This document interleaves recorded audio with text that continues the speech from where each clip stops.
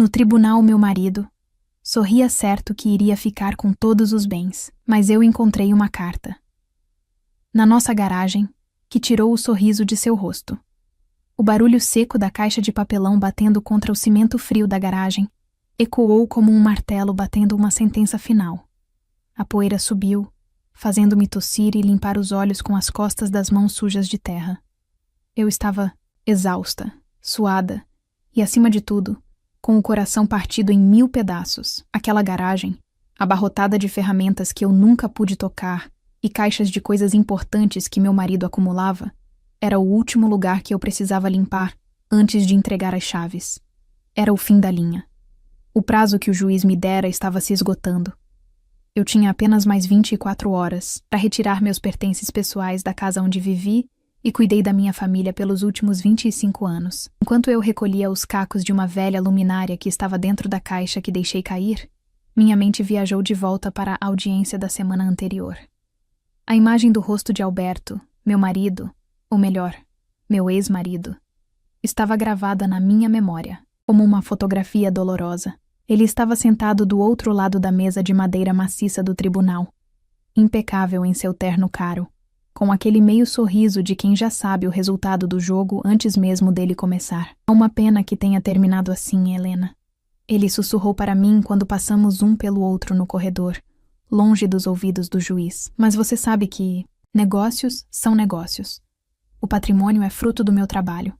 Você apenas estava lá. Aquilo doeu mais do que qualquer grito. Apenas estava lá. Como se criar os filhos, cuidar da casa, organizar as festas que impressionavam os sócios dele e apoiar cada passo da carreira dele não fosse trabalho. Durante o processo de divórcio, Alberto agiu com uma frieza calculista que eu desconhecia. De repente, as contas conjuntas apareceram zeradas. Os investimentos que eu sabia que existiam simplesmente evaporaram em transações complexas que eu não entendia e que meu advogado, um homem honesto mas simples, não conseguia rastrear a tempo. Ele alegou falência em várias frentes. Disse que a empresa estava no vermelho, mas eu via as roupas novas, o carro do ano e as viagens de negócios que nunca pararam. Ele estava ocultando tudo. E o pior era a certeza que ele tinha da impunidade. Na frente do juiz, ele fazia cara de coitado. Dizia que queria me ajudar, mas que não tinha recursos. Mas quando o juiz olhava para os papéis, Alberto olhava para mim e piscava, com aquele ar de superioridade, certo de que me deixaria sem nenhum recurso financeiro, obrigando-me a recomeçar do zero aos 50 anos de idade. Voltei ao presente, na garagem abafada. A raiva me deu um súbito impulso de energia. Eu precisava terminar aquilo logo. Eu não queria passar nem mais um minuto naquela casa que agora parecia um mausoléu de mentiras. Fui até o fundo da garagem, onde ficava a grande bancada de trabalho dele. Alberto sempre foi muito ciumento com aquele espaço. Ninguém mexe nas minhas ferramentas, ele dizia. Agora, ele nem estava lá para reclamar. Com raiva, puxei uma lona velha que cobria alguns itens no canto, perto da parede. Ao puxar o tecido pesado, uma caixa de sapatos antiga, que estava precariamente equilibrada em uma prateleira oculta atrás da bancada, deslizou e caiu aos meus pés. Não era uma caixa qualquer.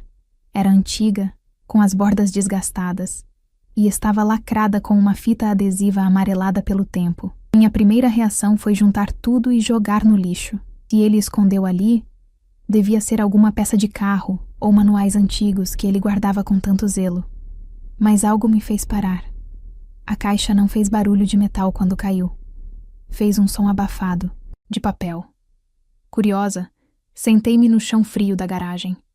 Com a unha, rasguei a fita velha. O cheiro de papel guardado subiu às minhas narinas.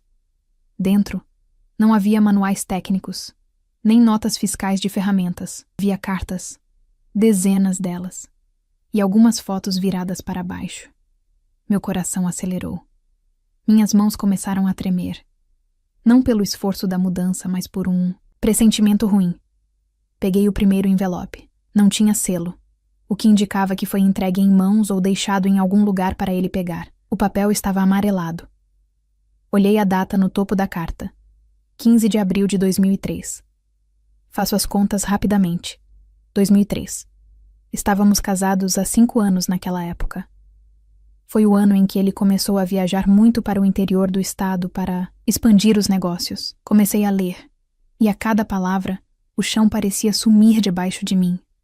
A caligrafia era feminina, redonda e caprichosa. Querido Beto, eu sei que você disse que não poderíamos mais nos ver. Eu entendo que você tem a sua vida na capital, a sua esposa e a sua imagem a zelar. Eu nunca quis ser um problema para você. Você sabe disso. Mas a situação mudou. Aquilo que suspeitávamos se confirmou. Estou grávida. E não tenho mais ninguém no mundo além de você para me ajudar. Soltei a carta como se ela estivesse pegando fogo. Minha respiração ficou curta. Grávida? Alberto teve um caso? E pior, engravidou outra mulher enquanto eu estava em casa tentando engravidar do nosso primeiro filho, algo que demoramos anos para conseguir? Continuei revirando a caixa, agora com desespero. Encontrei fotos. Eram fotos de uma mulher simples, bonita, de sorriso triste. E depois, fotos de um bebê. As cartas continuavam ao longo dos anos, mas eram poucas. Eram súplicas. Peguei uma carta mais recente, de apenas 3 anos atrás. O Lucas vai fazer 18 anos. Ele quer conhecer o pai. Ele não quer o seu dinheiro, Beto. Ele só quer saber quem você é. Por favor, não ignore esta carta como fez com as outras. Eu estou doente e não sei quanto tempo me resta. Não deixe seu filho desamparado quando eu partir. As lágrimas que eu segurava desde a audiência finalmente caíram. Mas não eram lágrimas de tristeza pela perda do casamento. Eram lágrimas de choque e de uma fúria gelada que começou a crescer no meu estômago. Durante todo esse tempo, ele posou de marido perfeito, de homem de família, de pilar da moralidade. Ele me criticava por gastar demais no mercado. Controlava cada centavo meu, enquanto mantinha uma vida dupla. Ou melhor, enquanto negligenciava cruelmente uma segunda família. Olhei para o envelope novamente. No verso, havia um endereço, rabiscado em lápis, quase apagado pelo tempo, de uma cidadezinha no interior, a umas 4 horas dali. A imagem de Alberto sorrindo no tribunal voltou à minha mente. Aquele sorriso arrogante, de quem acha que tem o controle de tudo e de quem acha que escondeu todos os seus rastros.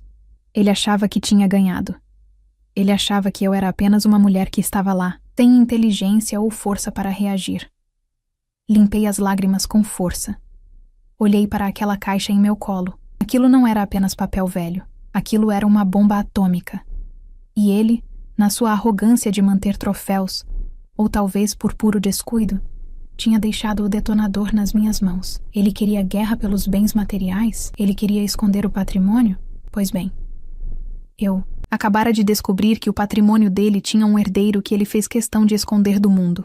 E se havia algo que a justiça não perdoava, e que a sociedade que ele tanto prezava não aceitaria, era o abandono. Levantei-me do chão da garagem. Não me sentia mais cansada.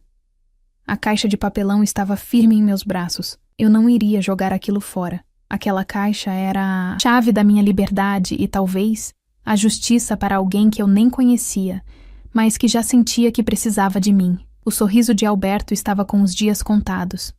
Eu não dormi naquela noite. A caixa de cartas ficou ao meu lado na cama, como uma testemunha silenciosa de uma vida inteira de mentiras. A audiência final para a assinatura do divórcio e a partilha dos bens seria em 2 dias. Alberto estava confiante. Meus advogados estavam pessimistas. E eu estava, até poucas horas atrás, derrotada. Mas agora, eu tinha um endereço. Assim que o sol nasceu, tomei uma decisão. Eu não ligaria para o meu advogado ainda.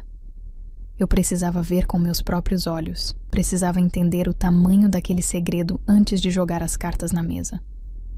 Peguei meu carro, coloquei o endereço no GPS e segui viagem. O caminho me levou para longe dos bairros nobres onde Alberto gostava de desfilar com seus carros importados. A paisagem mudou. Os prédios espelhados deram lugar a casas simples, ruas com asfalto gasto e um comércio modesto. Era uma cidade pequena no interior, um lugar onde o tempo parecia passar mais devagar. Meu coração batia forte quando o GPS indicou: "Você chegou ao seu destino." Parei o carro em frente a uma casa pequena, de muro baixo e pintura descascada.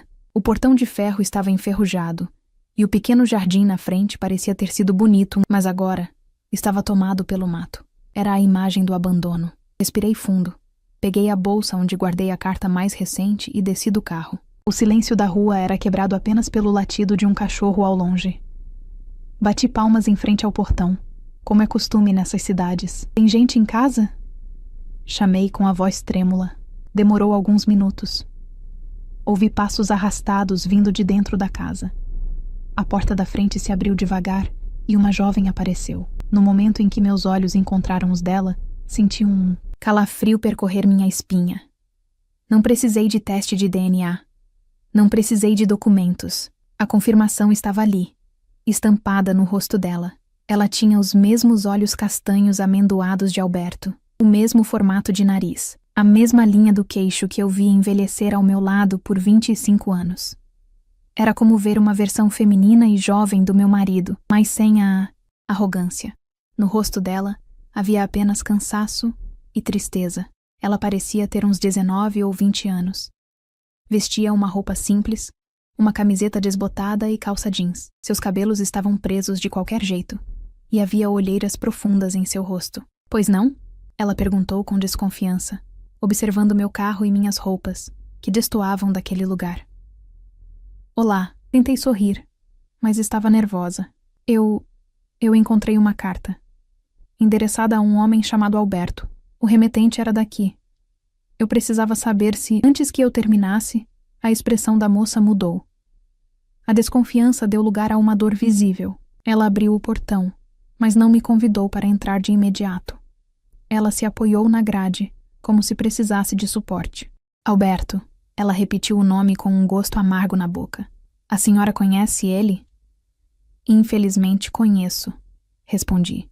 Eu sou a esposa dele. Ou melhor, estou me divorciando dele. A jovem arregalou os olhos. Ela me encarou por um longo momento, processando a informação. Depois, suspirou, como se um peso tivesse saído de seus ombros, e fez um gesto para que eu entrasse. Eu sou a Clara, disse ela. Acho melhor a senhora entrar. Não temos muito o que oferecer, mas pelo menos podemos conversar sentadas. Entramos na sala. Era um ambiente extremamente humilde, com poucos móveis, mas tudo estava limpo. Notei que havia algumas caixas num canto, como se alguém estivesse empacotando pertences. Desculpe a bagunça, Clara disse, puxando uma cadeira de plástico para eu sentar. Minha mãe faleceu há 2 meses. Estou tendo que decidir o que fazer com as coisas dela. A casa é alugada e o dono já pediu o imóvel. Senti um aperto no peito. Sinto muito, Clara. Eu li na carta que sua mãe estava doente. Clara assentiu, segurando as lágrimas. Ela lutou muito, mas o tratamento era caro. Os remédios eram caros. Nós vendemos tudo o que tínhamos. E o Alberto? Perguntei, embora já imaginasse a resposta. A carta dizia que ela pediu ajuda a ele. A jovem soltou uma risada seca, sem humor. Ajuda? A senhora não sabe quem é aquele homem de verdade, sabe? Quando minha mãe piorou, eu peguei o telefone dela. Eu liguei para um número que ela tinha guardado a 7 chaves. Eu implorei. Eu disse: Pai, a mamãe está morrendo. Nós não temos dinheiro nem para a morfina da dor. Ela fez uma pausa, olhando para o chão. Eu segurei a mão dela. As mãos dela eram ásperas de trabalho, tão diferentes das mãos macias de Alberto. Ele atendeu? Perguntei baixinho. Atendeu, respondeu Clara com raiva na voz. E sabe o que ele disse? Ele disse: Não me ligue mais. Eu não tenho nada a ver com isso. Se vocês aparecerem aqui, eu chamo a polícia. Eu tenho uma reputação. Não vou deixar vocês estragarem minha vida por causa de erros do passado. E desligou. Ele desligou na cara da filha dele enquanto a mãe morria. Senti meu estômago revirar. Eu sabia que Alberto era egoísta com dinheiro. Sabia que ele era vaidoso. Mas aquela crueldade, aquilo era desumano. Ele deixou a mãe da filha dele morrer sem assistência, enquanto comprava ternos de linho e jantava nos melhores restaurantes da capital. Ele nunca me assumiu, continuou Clara. Minha mãe sempre teve esperança de que um dia ele amolecesse o coração. Ela dizia que ele era um homem importante, que tinha família. Ela não queria atrapalhar o casamento dele. Ela protegeu ele a vida toda. e, em troca, recebeu desprezo. Agora, eu estou sozinha. Tenho que sair dessa casa até o fim da semana e não sei para onde ir. Olhei para aquela moça. Ela era inteligente, articulada, mas a vida tinha sido dura com ela, e ela era sangue do meu marido. Foi nesse momento que a ficha caiu. Alberto estava no tribunal chorando miséria, escondendo o patrimônio, dizendo que a empresa não dava lucro, mas ali, na minha frente, estava a prova viva de suas mentiras. Clara não era apenas uma filha rejeitada. Perante a lei, ela era uma herdeira necessária. Ele não podia esconder bem se tinha uma filha fora do casamento que nunca recebeu 1 centavo de pensão. Toda a partilha de bens que ele desenhou para me deixar na rua era baseada na mentira de que éramos apenas nós dois e nossos filhos. A ocultação da existência de Clara não era apenas uma falha moral, era uma fraude legal. Se o juiz soubesse disso, se o juiz visse Clara, a raiva que eu sentia se transformou em estratégia. Alberto achou que poderia descartar as pessoas como descartava papel velho. Ele descartou Clara, descartou a mãe dela e agora queria me descartar. Mas ele subestimou a força das mulheres que ele feriu. Levantei-me da cadeira de plástico e olhei para Clara com firmeza. Clara, você disse que não tem para onde ir, certo? Não, senhora. Estou procurando emprego, mas está difícil. Pegue suas coisas mais importantes, eu disse. Você não vai ficar na rua. E mais do que isso, você vai comigo. Ela me olhou, confusa. Ir com a senhora? Para onde? Para o tribunal. Respondi, sentindo uma determinação nova queimar dentro de mim. Seu pai acha que é dono do mundo. Ele acha que pode deixar a gente sem nada. Mas nós vamos mostrar a ele que a justiça tarda, mas não falha. Você tem direito a parte de tudo o que ele construiu, e eu vou te ajudar a conseguir isso. Clara hesitou por um segundo, mas ao ver a verdade nos meus olhos, ela assentiu. Tinha ido até ali buscar respostas, mas encontrei muito mais. Encontrei a arma secreta que derrubaria o império de mentiras do meu marido. A audiência final seria muito diferente do que ele imaginava. A viagem de volta para a cidade foi silenciosa, mas carregada de uma energia diferente. Clara estava sentada no banco do passageiro do meu carro, segurando sua pequena mochila como se fosse Ela olhava pela janela, vendo a paisagem mudar do interior modesto para a cidade grande, e eu podia sentir o misto de medo e esperança que emanava dela. Eu não estava apenas dando uma carona, eu estava transportando a verdade que meu marido tentou enterrar por 2 décadas. Você tem certeza de que isso vai dar certo? Clara perguntou baixinho, quando paramos em um sinal vermelho. Ele é um homem poderoso. Minha mãe sempre teve medo do que ele poderia fazer. Olhei para ela e apertei sua mão levemente. O poder dele vem do dinheiro e da imagem de homem perfeito que ele construiu. Nós vamos tirar as 2 coisas dele, Clara. Não se preocupe com advogados ou taxas. Eu vou cobrir tudo. A única coisa que preciso é que você seja corajosa e diga a verdade diante do juiz, exatamente como me contou na sua casa. Assim que chegamos à cidade, não fomos para minha casa, que já estava praticamente encaixotada, nem fomos direto para o escritório do meu advogado. Ele era um senhor experiente, calmo, que até então estava frustrado com as manobras de Alberto para esconder o patrimônio.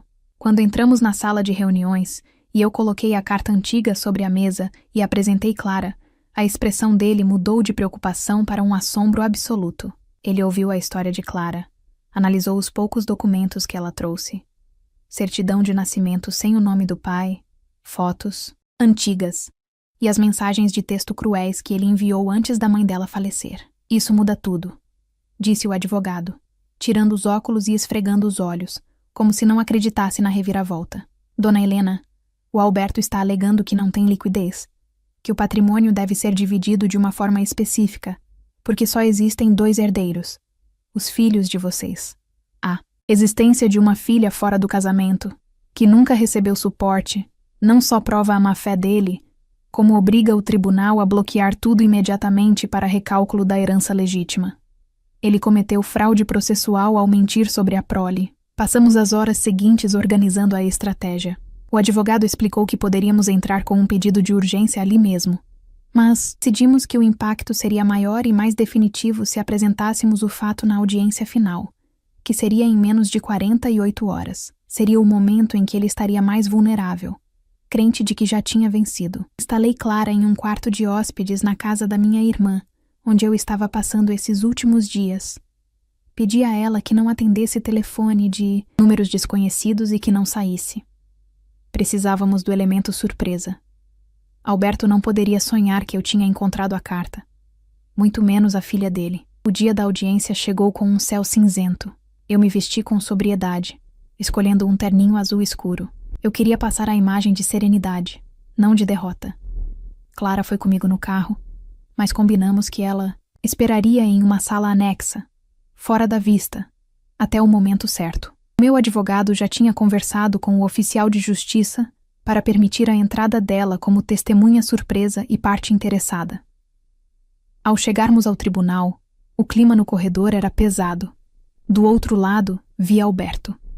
Ele estava encostado na parede, conversando com seus 2 advogados, rindo alto de alguma piada. Quando me viu, ele ajeitou a gravata e veio em minha direção com aquele caminhar de dono do mundo. Helena, ele disse, com um sorriso que não chegava aos olhos, espero que esteja pronta para assinar logo isso. Tenho um almoço de comemoração, digo de negócios, logo mais. Vamos acabar com esse drama, certo? Você pega o apartamento pequeno, o carro velho, e eu cuido das empresas falidas. É o melhor que você vai conseguir. Eu o encarei. Pela primeira vez em anos não senti medo, nem submissão, nem dúvida. Senti pena. Pena da cegueira dele. Vamos ver o que o juiz decide, Alberto. Respondi friamente. Ele riu, debochado. O juiz vai decidir o que está nos papéis, querida. E os papéis dizem que eu estou quebrado, e você tem sorte de sair com alguma coisa. Não torne isso mais difícil do que já é. Entramos na sala de audiência. O ambiente era frio, com cheiro de madeira polida e ar-condicionado forte. Sentamos de um lado da mesa, Alberto e sua equipe do outro. Ele se recostou na cadeira, girando uma caneta cara entre os dedos, demonstrando um tédio ofensivo. O juiz entrou, um homem sério de cabelos grisalhos, e todos se levantaram. A sessão começou com as formalidades de sempre. O advogado de Alberto tomou a palavra primeiro, fazendo um discurso eloquente sobre como seu cliente estava sendo generoso diante da crise financeira que enfrentava, e que a proposta de partilha era a única viável. Eu olhava para Alberto. Ele balançava a cabeça afirmativamente, fazendo cara de vítima. Atuando para o juiz, ele estava tão seguro de si que nem se deu ao trabalho de olhar para mim. Ele achava que eu era apenas uma espectadora da minha própria ruína. Quando o advogado dele terminou, o juiz se virou para a nossa bancada. Ele parecia cansado, provavelmente esperando que eu apenas aceitasse o acordo para encerrar o caso. A defesa da senhora Helena tem alguma consideração final antes de procedermos com a sentença e a assinatura do acordo? Perguntou o juiz, já pegando a caneta. Meu coração disparou. Minhas mãos estavam firmes sobre a mesa. Troquei um olhar com meu advogado. Ele assentiu discretamente. Era a hora. Eu me levantei devagar. O barulho da cadeira arrastando no chão chamou a atenção de Alberto, que me olhou com um sorriso de escárnio, esperando talvez um choro ou um pedido de misericórdia. Excelência, comecei, com a voz clara e firme, preenchendo o silêncio da sala. Nós não aceitamos o acordo proposto. Na verdade, nós pedimos a anulação completa da proposta de partilha apresentada pelo Sr. Alberto. Alberto soltou uma risada curta e incrédula, interrompendo o silêncio. Anulação? Por favor, Helena, não seja ridícula.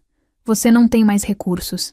Aceite a realidade. O juiz olhou feio para Alberto, pedindo silêncio, e voltou-se para mim. Senhora Helena, a proposta está dentro dos parâmetros legais, considerando os bens declarados. A senhora tem alguma prova concreta de que houve ocultação de bens ou uma fé que justifique pararmos este processo agora? Respirei fundo, sentindo o peso daquele momento. Olhei diretamente nos olhos do meu ex-marido, vendo a arrogância ainda intacta, e depois me virei para o juiz. Sim, Excelência, eu tenho uma prova, mas não é um documento bancário ou uma escritura de imóvel. A prova da má-fé da mentira e da ocultação de patrimônio do meu marido não está em um papel. Ela está esperando lá fora. O sorriso de Alberto vacilou pela primeira vez. Ele franziu a testa, confuso. Os advogados dele começaram a cochichar entre si, nervosos. Eu gostaria de chamar uma testemunha-chave. Continuei, elevando um pouco a voz. Uma pessoa cuja própria existência prova que este homem mentiu para este tribunal, para a sociedade e para a própria família por 20 anos. Uma pessoa que ele tentou apagar da história para proteger seu dinheiro. O juiz, agora totalmente alerta e interessado, largou a caneta e cruzou as mãos sobre a mesa. A senhora tem permissão para trazer a testemunha. Fiz um sinal para o oficial de justiça que estava na porta. Ele abriu a pesada porta de madeira do tribunal. O som dos passos no corredor ecoou. Todos na sala se viraram para a entrada. Alberto se virou também, com um olhar de irritação, provavelmente esperando ver algum antigo contador ou funcionário demitido. Mas ele não estava preparado para o que estava por vir. A porta pesada do tribunal terminou de se abrir, revelando a figura magra e tímida de Clara. Ela entrou na sala com passos hesitantes, segurando a alça da mochila com força, como se aquilo fosse a única coisa que a mantinha em pé. O silêncio na sala era absoluto, quebrado apenas pelo zumbido suave do ar-condicionado. No momento em que Clara atravessou o batente e a luz da sala iluminou seu rosto, eu vi a cor desaparecer da face de Alberto. Foi instantâneo. Aquele homem confiante, que minutos antes girava uma caneta entre os dedos com ar de tédio, congelou. Caneta escorregou de sua mão e caiu sobre a mesa com um estalo seco, mas ele nem percebeu. Seus olhos estavam arregalados, fixos na moça parada no meio do tribunal. Era como se ele estivesse vendo um fantasma. E, de certa forma, estava. Ele estava vendo o fantasma de seus erros passados voltando para cobrar a conta. Quem é esta jovem? Perguntou o juiz, quebrando o transe, alternando o olhar entre Clara e Alberto. Meu advogado se levantou e caminhou até o centro da sala, guiando Clara suavemente até a frente da mesa do magistrado. Excelência, disse meu advogado. Esta é Clara. Ela tem 19 anos. E ela é filha biológica do Sr. Alberto, concebida durante o casamento dele com a minha cliente. Um murmúrio correu pela sala. Os advogados de Alberto olharam para ele, chocados, esperando uma negativa veemente.